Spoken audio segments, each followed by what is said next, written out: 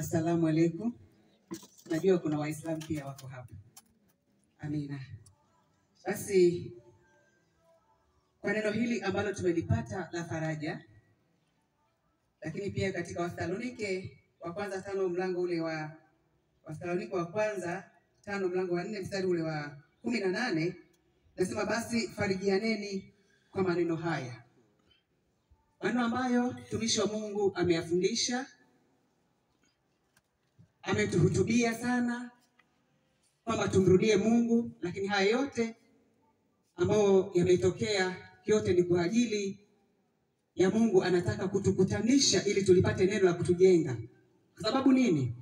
Kuna wale ambao wanapata nafasi ya kwenda kanisani, kuna wale ambao wanapata nafasi ya kwenda msikitini, lakini kuna wale ambao hawapati kabisa nafasi ya kwenda.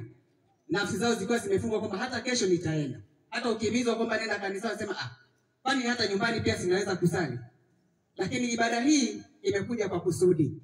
Ijapo kwamba ni kilio kwa mwenzetu, lakini pia ni faraja na kuhutubiana ili tumrudie Mungu kwa sisi ambao tuliobaki hai. Bwana Yesu asifiwe sana. Basi tuombe.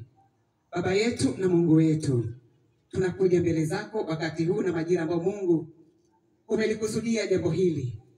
Ijapo kwamba tuna uchungu, lakini kusudi lako Mungu umeliachilia. Asante hata kwa faraja ambao umeachilia kwa ajili ya familia hii. Asante hata kwa wale ambao Mungu wamehudhuria msiba huu. Ukawajaze faraja, ukawape amani ya moyo kwa uweza na kwa nguvu zako Bwana. Asante Bwana hata kwa wakati Mungu ambapo tunakwenda kumalizia. Wakati wa sadaka hizi Bwana ukazibariki hata zinapoingia katika familia zikaweze kusaidia kwa mambo mbalimbali. Lakini Baba, wacha turudishe sifa, heshima na utukufu mbele zako. Tukisema pia ni asante kwa sababu kusudi lako ulilopanga katika siku ya leo limetimia. Kwa kuwa watu wako wameisikia mahubiri yako, mioyo yao imegangwa na kujengwa kwa jina la Yesu na kwa damu yako Yesu Kristo wa Nazareti, na wote tuseme amina.